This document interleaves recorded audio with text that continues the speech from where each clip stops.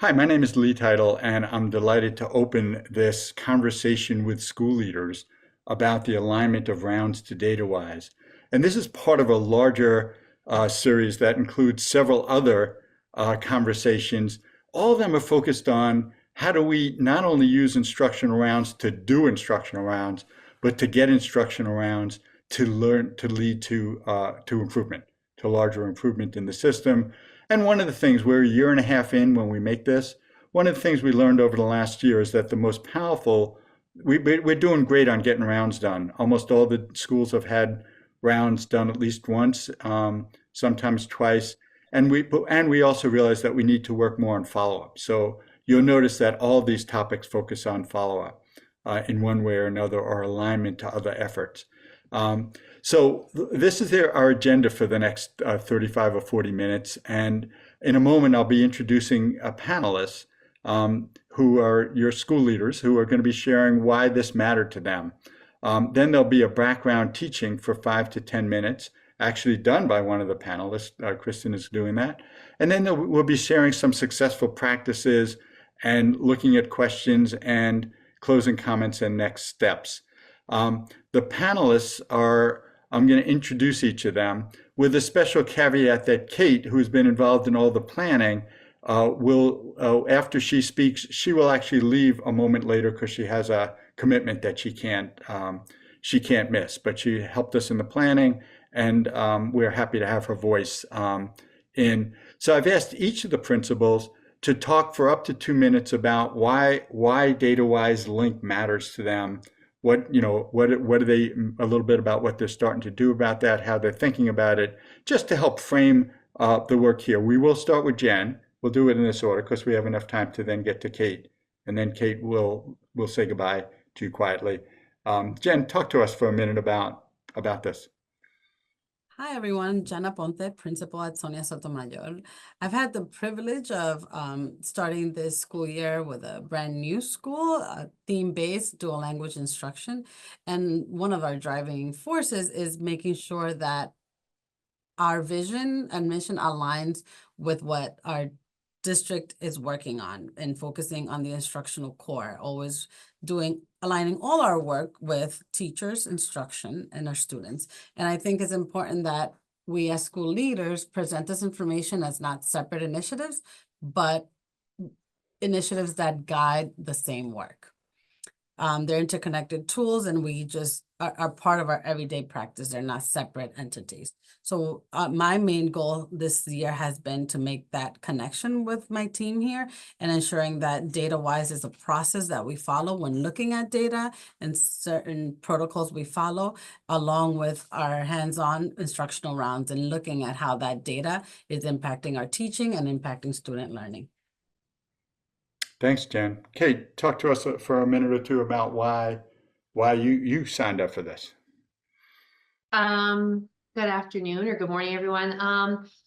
I believe that we have instructional rounds and we also have DataWise, which are two very large, very important initiatives that we're launching in Allentown. And I believe that in order to, ensure success of initial implementation, but also sustaining, the work that we've identified through those two processes, we need to make sure that they are aligned, that we purposefully connect, the work that we are doing through the DataWise process, as well as through instructional rounds. And also that we have purposeful discussions during, our instructional leadership team meetings about, that we're not looking at data in silos, and we're utilizing what we've gathered as a school during instructional rounds. What does our data look like in action prior to instructional rounds and, the use of the DataWise, processes at the school.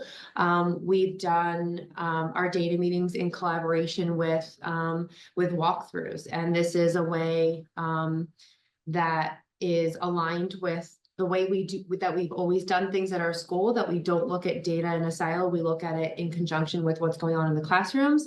But the instructional rounds process and the instructional leadership team through DataWise has allowed that process to expand to include, more stakeholders and teachers in the process. So that's why, I'm extremely interested in the connection between utilizing DataWise and instructional rounds in conjunction to further student outcomes. I love it. And I love particularly the idea that you can't really talk about instruction without looking at instruction in a kind of formal way. And you were doing that before DataWise or rounds, and now you've got this, the district is kind of embracing two things. And if we make them work together, they can be real powerful. It's Thanks, given Kristen. all of us like the framework, and it's given all of us the language, the shared language to utilize, I think is really important when looking at truly, actionable initiatives that are going to sustain over time. So Right. And thanks again for being here for the part that you could be here, and stay on for as long as you can. But thank we you. know you're going to leave. We won't comment on it. Kristen, Okay. give a little overview about what brings you here. So I had the Kristen Seneca, acting principal of Ruby Bridges Early Childhood Center. Like Jen, this is our very first year as a school. So what brings me here is a very tricky path I took to get here. So initially started work with Lee on instructional rounds. Gosh, Lee, 2 years ago, did we start that work, or a year ago? Year and a half. Yeah. It feels like it's been a long time. So had the opportunity to dive in, and I've always loved instruction. I've always been passionate about instruction. But like you said, we're collecting instruction evidence, but the data is actually what shows us if our instructional practices are working or are effective, right? So it's one thing to look at instruction, but let's look at the results of instruction as well. And I think that was like a piece that was missing for me in instructional rounds, talking about instruction and best practices and what we're seeing happening. But how do we know what we're seeing is actually being measurable outcomes for kids?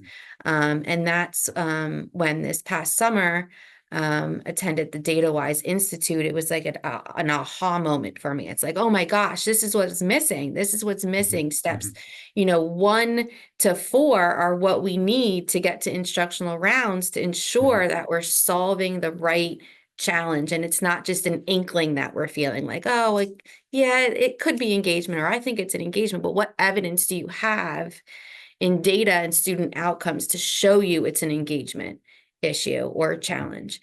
So for me, it's a marriage made in heaven, bringing those two, continuous improvement, plan, do, study, act, whatever you do, that cycle, instructional rounds.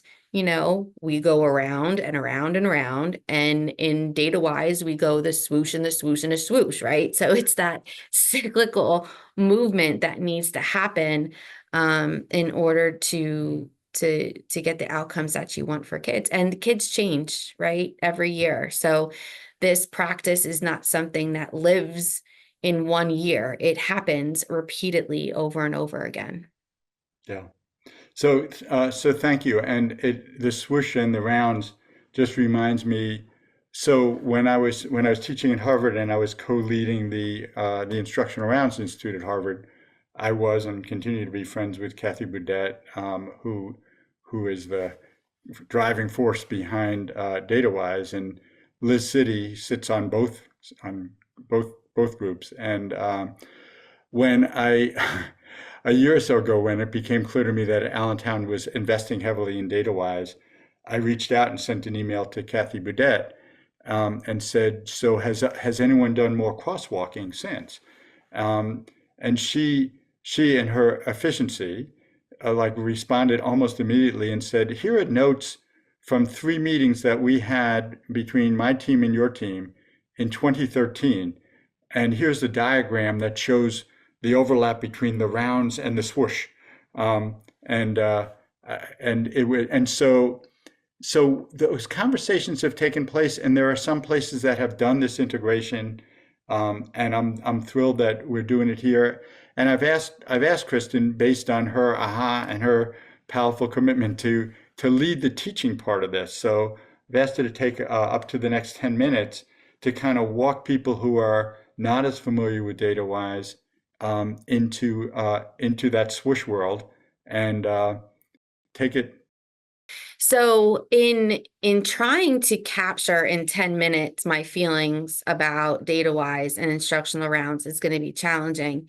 But I will do my best. So in looking at the swoosh that DataWise has in place, you'll see at the bottom of the swoosh is the ACE habits of mind, and something that we worked very hard on in instructional rounds last year is something very similar, is developing those norms and understanding the key features of instructional rounds, and they really truly overlap with DataWise as well. So I think if people are stuck creating norms for their instructional rounds process, you can't go wrong with using the ACE habits of mind.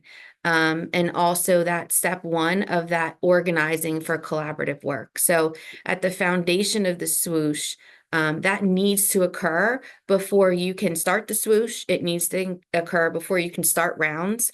So it's a really good place to spend a lot of time making sure that your team starts off on the right page.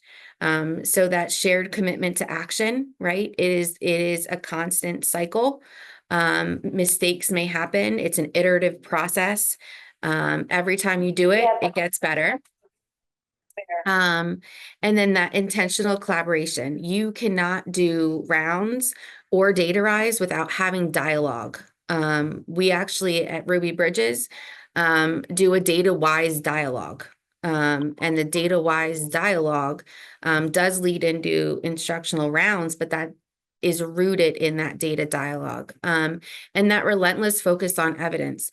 Just as we do instructional rounds, when we go in and we collect evidence, it's not judgment, it's low on the ladder of inference, it's what you see. Same thing is true when you look at data and DataWise, right? They tell you, what do you see? What do you notice? What do you wonder? And staying low on that ladder. So if you're looking at different levels of data, not making those assumptions, say what you see, and say what you don't see is okay as well. But that relentless focus on evidence, and when you're collaborating in DataWise and in instructional rounds, making sure that your teammates are also staying on that page. So it's a level of accountability as well. And you can't have those hard conversations unless you are organized to work collaboratively. So here are the norms that DataWise uses. They're great to use in instructional rounds as well, along with the ACE habits of mind is also very important and can serve both purposes across both initiatives. There's a lot of text on this. I know it's like rule number 1, not to include it, but these are the key tasks that you would focus on in the DataWise swoosh as you're setting your standards for collaborative work. Know that you can always add to those norms as you see that you would need to, but just wanted to share.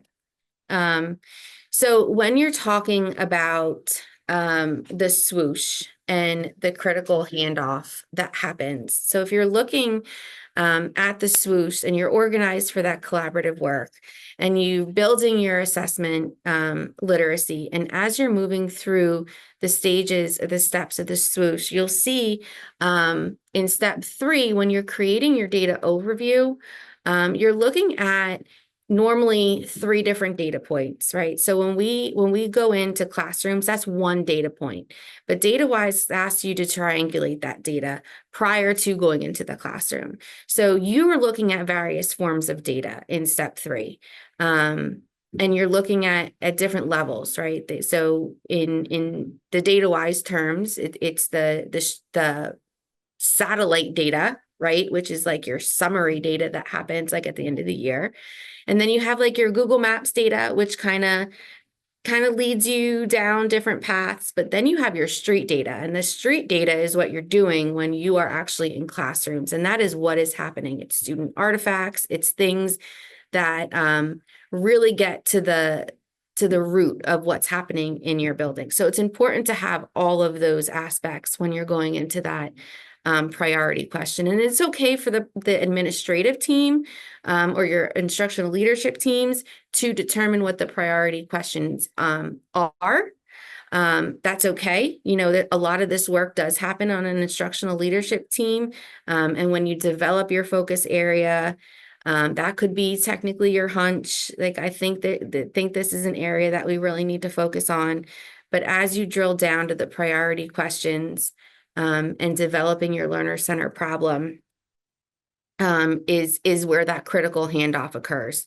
So the focus area, you start to get people involved in the priority question. And as you continue to build your priority question, it's important to know that it's a collaborative process. It comes out of reviewing data, talking about data, creating these stories around data that might lead to more conversation.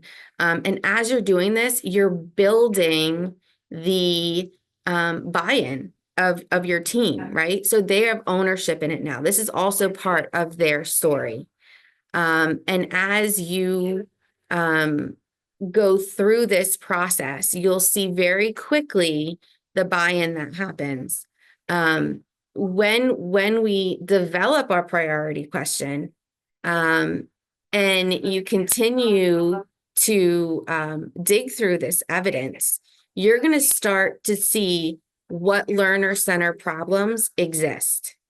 So you will start to come up with, I think this is a problem that our learners are facing. And as you do that, you'll see the through line come to life, right? So this is how at Ruby, we've identified our problem of practice. So this is something that I relied on from DataWise to support my problem of practice in rounds. So I actually am identifying with my team something that we all agree is a learner center problem. So you can see that through line happen very naturally through the DataWise process. And you'll see in step 5, that problem of practice term comes up, and that's where, instructional round steps in to really take that snapshot of what's happening in classrooms. And then together as your team, you develop your action plan and you plan to assess your progress. So DataWise and instructional rounds for me need to happen almost simultaneously. Mhm. In order to see the benefit of how this can impact the instructional core. Because you have the task that kids are working on, you have the teacher actions, you have the data, you have everything surrounding the instructional core and what could be pushing and putting pressure on that. Like, you really get a view of what is actually impacting your school community and your kids ultimately. And then this is just right out of DataWise examining practice, which is essentially, to me, instructional rounds. Mhm. So chapter 5 in the DataWise book for me is my instructional rounds book. Mhm. So is there any questions, Lee? Did I hit everything?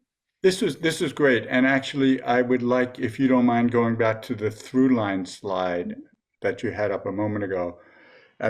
As I'm looking at it, it's always been clear that 5 and the focus is where rounds is. I think what's particularly useful in this is since in Allentown, we are working on improving our follow-up work. right? As I mentioned earlier, I feel like, we've got off to a great start, well-facilitated rounds, visits, including the prep side, and some follow-up, but we're trying to build that in to be more rigorous and consistent practice across the district and across the networks. And when you look at 6 and 7, when you look at action plan, of like that ties very much to the next level of work. What are we trying to do? And the other part that I want to flag, which is real important, and I'm flagging it, we'll be doing a session on how do we collect data to know that we're being effective in our follow-up from rounds. And that, of course, aligns very much with step 7, which is we need data sources, because it's not enough to just say, oh, we're doing better. We want to be able to track that by some measures. So thank you.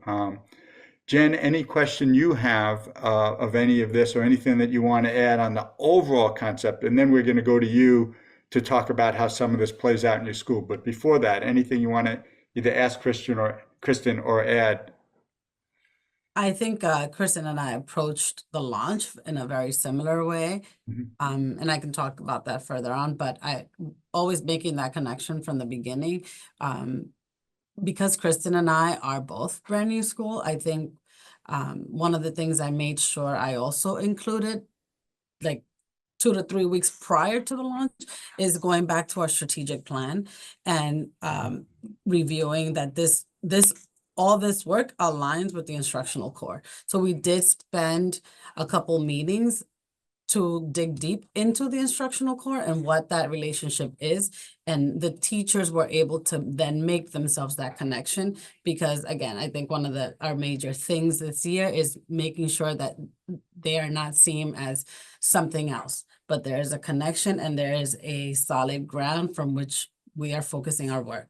And starting at the instructional core, in my experience with my team, really allowed that aha moment to say, okay, this is where it's connected, and really got a lot of buy-in from my team here at Sotomayor. So let me transition. I'll just share the slides, and thank you again, Kristen, for kind of giving people a real strong 10-minute version of a much longer experience in their lives. You are welcome. I think I have this right, Jen, that this would be the slide that you want to use to talk through a little bit about your practice and how you've been using this. So again, we started our work with having teachers dig into their data. We started this work very early in the year. So by the time the maybe second week of October, when our first assessments were done, that's the data we use to look at, how are we doing as a theme-based dual language model. The teachers dug into that data and they came up with a problem of practice. Then we kind of dug deep in making sure that there was alignment, because oftentimes with language acquisition, we talk about, this strategy. So we had a couple sessions on even digging deep into what strategies teachers were mentioning to know that they all interpreted them the same way. Before we develop that problem of practice. So we really use our morning meetings and weekly PLC times as that bridge to dig deep. Teachers were actively engaged in conducting the MOOC on their own. We sat together, kind of walked through it, because one of the special parts that I wanted to incorporate is I feel strongly about our instructional paraprofessionals. They are a very important part of our instruction, especially being pre-K, kinder, and first grade, where we have the beauty of being able to have an additional person in our classroom to support instruction. And I wanted our teachers and our paras to be in alignment of what work we're going to accomplish here at Sotomayor. So they were part of that process. They are also trained in DataWise. They are also part of looking at that data, because I wanted them to understand, along with the teachers, of why are we doing the work we're doing in our classroom and how we're going to get our students to grow.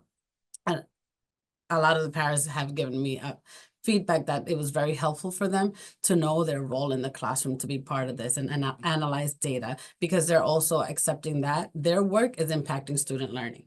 So that's one of my major key takeaways, was having them tell me, wow, I understand what I need to do to get students to move. Some challenges or growth areas is to ensure that they're living this process, right? So it's not just here's a box we did DataWise, but constantly going through that process as new assessments were coming back. I'm not just kind of forgetting about it. Like, okay, here's our midwinter.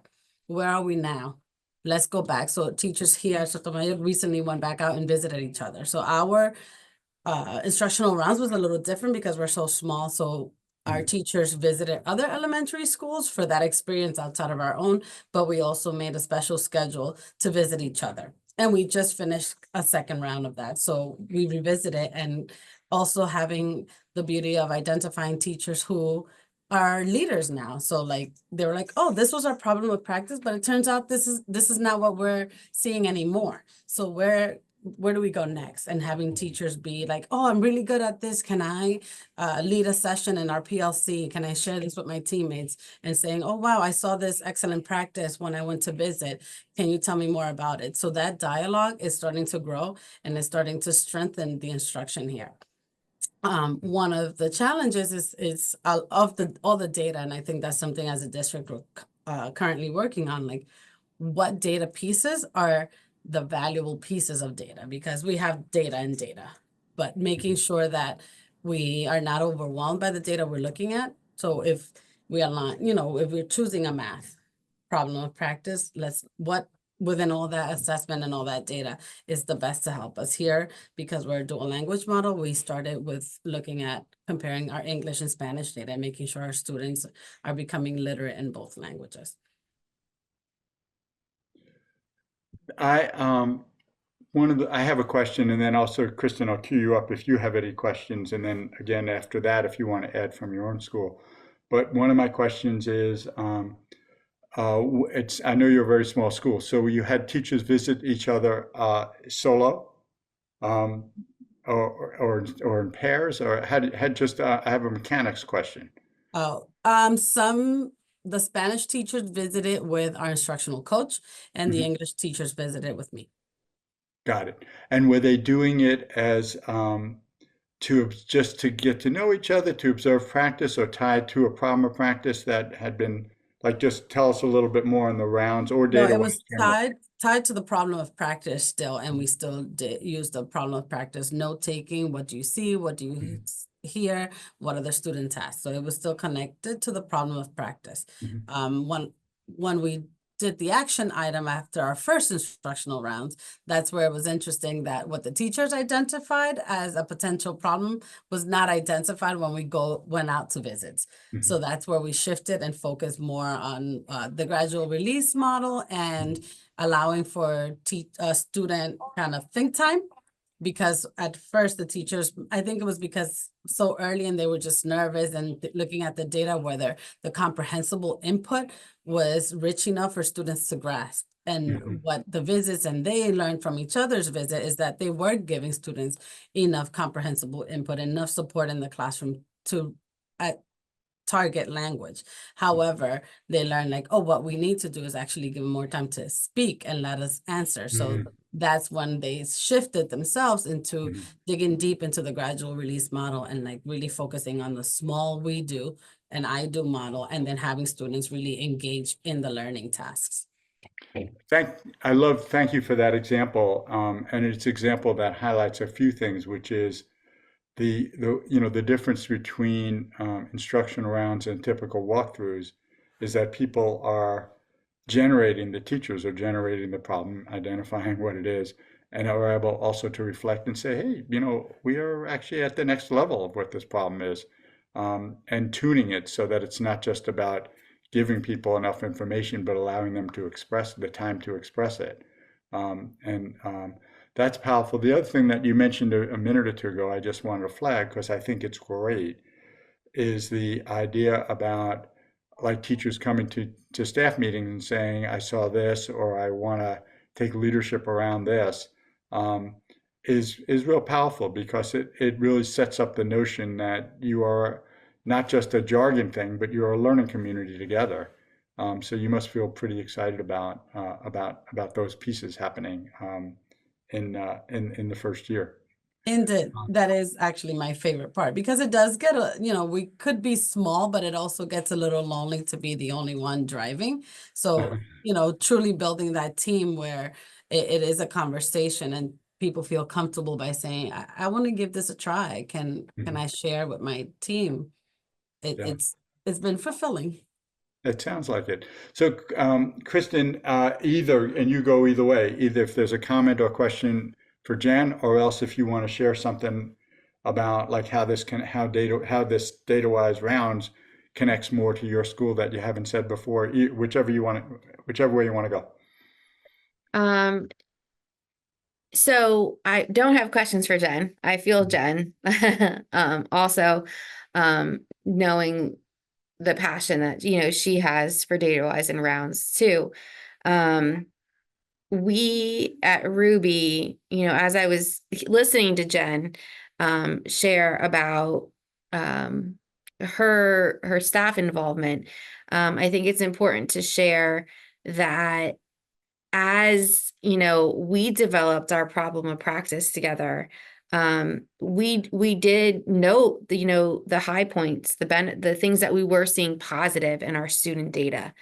And as we were looking at those positive points and started asking questions, and teachers started to share their practices, our problem of practice actually evolved a little bit into, are we doing research-based explicit instruction across all classrooms?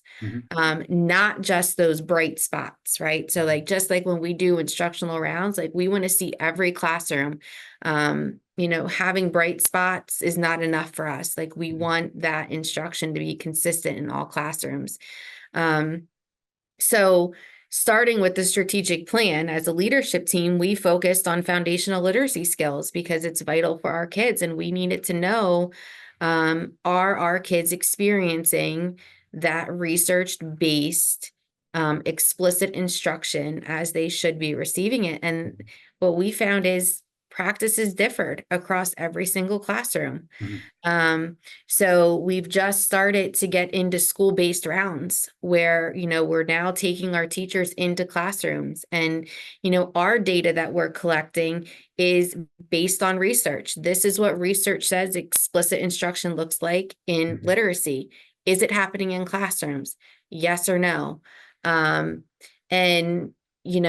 what we're finding, is actually now what we're doing, our action plan moving forward is creating a digital resource for teachers to pull best practices from, and saying, as a school community, this is what we believe best practice looks like in foundational literacy skills. Here's the activities that as teachers we will build out and we will support. So we're not going to have that variability in instruction, because as a team, we're determining what instruction looks like at Ruby. And then we're going out and we're measuring that instruction through school-based rounds. And we're also doing the research that goes along with it. So it's not just what we think. We're evaluating our resources, our district provided resources that we use for our ELA curriculum. We're looking at that and we're saying, does that program meet the needs of what we believe instruction looks like? And if it doesn't, what do we do? How do we supplement? What do we use? How do we pull? So we are actually working as a team here, because I firmly believe that Ruby Bridges will be the place to go to learn about foundational literacy. And it's because of the work that we're doing around data and instructional rounds. Yeah. So it's Love going to it. be this lifelong cycle. I feel it coming. And the other thing I want to flag in that is, and it's similar to what I flagged when Jen was speaking, is the way in which you are cultivating teacher leadership around that. Because the teachers are going in And it's so different when teachers own that these are the things that we've learned from research that we've agreed to do, and then they're observing in each other's classrooms.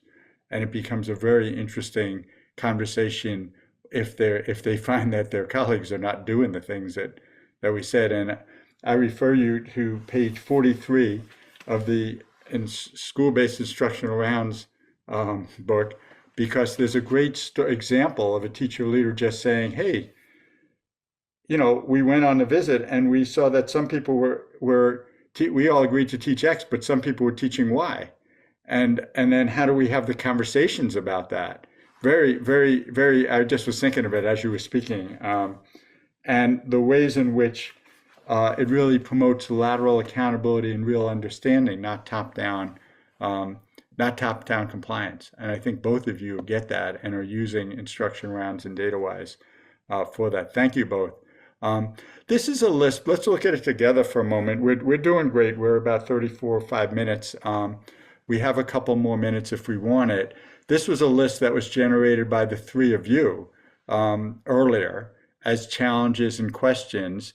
Some of them have been clearly addressed. And so I'm just leaving it up for a moment to wonder if there's anything either of you want to add, either about buy-in. I mean, I'm not asking you to repeat anything because I think you've done great.